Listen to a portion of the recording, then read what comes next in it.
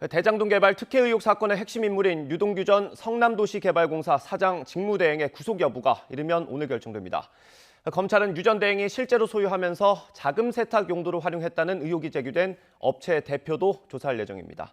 취재기자 연결해서 자세히 알아보겠습니다. 한동호 기자. 네, 서울중앙지방검찰청입니다.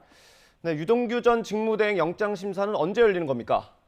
오늘 오후 2시입니다. 서울중앙지방법원은 특정경제범죄법상 배임과 뇌물 등 혐의를 받는 유 전 대행의 구속영장 실질심사를 엽니다.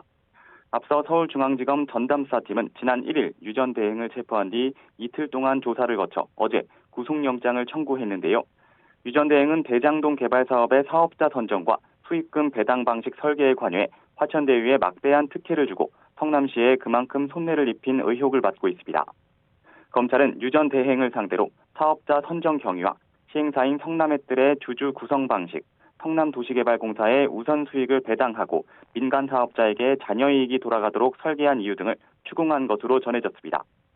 검찰은 또 유 전 대행이 화천대유 측에 유리하게 수익 배당 구조를 설계해주는 대가 등으로 11억여 원을 받은 것으로 보고 뇌물 혐의도 적용했습니다.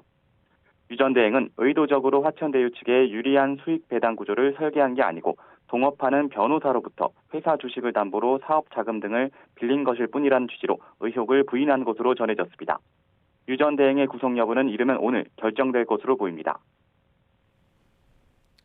네, 검찰이 유 전 대행이 실제로 소유했다는 의혹이 있었던 업체 대표도 조사할 예정이라고요.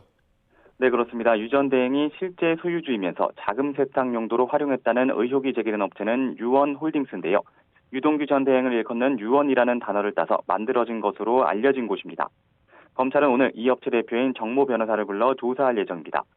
정 변호사는 최근 YTN과의 통화에서 자신이 대장동 의혹의 핵심 인물인 남욱 변호사 후배인 건 맞고 성남도시개발공사에서 대장동 업무를 담당했던 것도 맞지만 그거 하나만으로 의혹이 있다고 하는 것에 대해선 억측이라고 선을 그었습니다.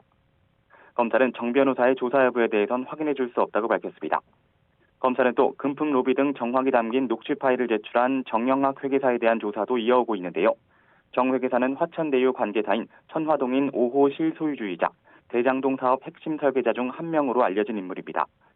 정 회계사 녹취록엔 유동규 전 대행과 화천대유 대주주 김만배 씨와의 대화가 담겨 있는데 사업 수익 배분을 논의한 내용은 물론 성남도시개발공사 등 관계자들로부터 돈을 전달한 것으로 의심되는 정황 등도 포함된 것으로 전해졌습니다. 검찰은 녹취록의 신빙성 검토와 함께 주요 사건 관계인들에 대한 조사도 서둘러 진행할 예정입니다. 지금까지 서울중앙지검에서 YTN 한동우입니다.